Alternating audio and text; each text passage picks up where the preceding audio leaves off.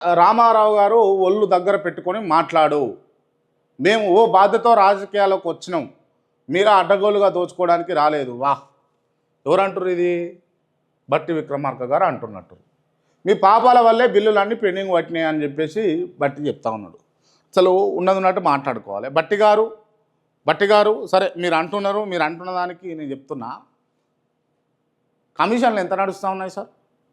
రాష్ట్రంలో ఎస్ఎఫ్టీకి ఎంత నడుస్తూ ఉంది చెప్పండి మీరు? పర్ ఎస్ఎఫ్టీ ఎంత నడుస్తూ ఉంది మీకు తెలియదా? ఒక బిల్లు శాంక్షన్ చేయాలంటే ఎంత నడుస్తూ ఉంది తెలియదా?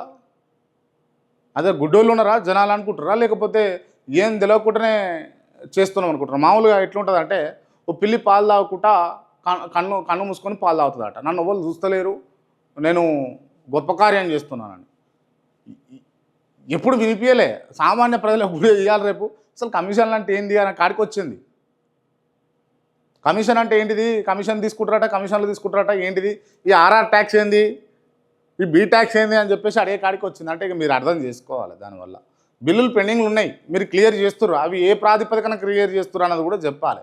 9%, 10%, 11%, 12% అట అంటున్నారు. మరి బయట మనకు కూడా క్లారిటీగా లేదు, నేను కూడా ఏం చూడలేదు, కానీ మరి అంటున్నారు. మరి ఎందుకు వస్తున్నాయి ఇటువంటి వార్తలు అన్నది తెలవాలి. ఈ ఆర్ఆర్ ట్యాక్స్ ఏంది, ఈ బీ ట్యాక్స్ ఏంది అన్నది కూడా మీరే చెప్పాలి బట్టి గారు.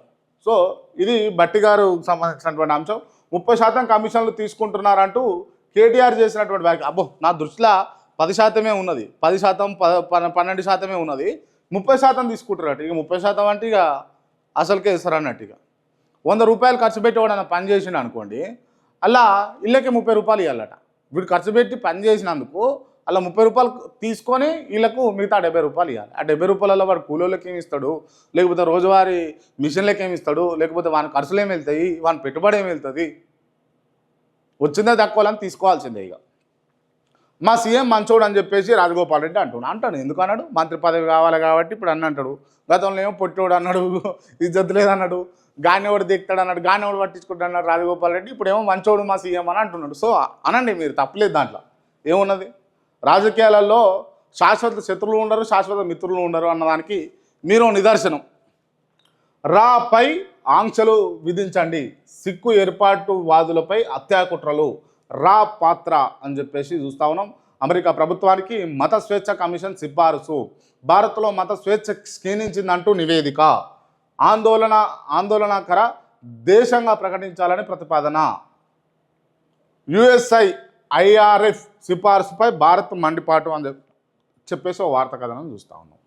సో రాపై ఆంక్షలు విధించండి అని చెప్పేసి మనకు వార్తా కథనం కనిపిస్తూ ఉంది. రైట్. ఉప ఎన్నికలు రావు, బీఆర్ఎస్ హయాంలో రానివి ఇప్పుడు ఎలా వస్తాయి, అప్పుడున్న రాజ్యాంగమే ఇప్పుడుంది అని చెప్పేసి మరి వారికి అందరికీ ధైర్యం చెప్పే ప్రయత్నంలో మరి మన ముఖ్యమంత్రి గారు ఉన్నట్టుగా కనిపిస్తూ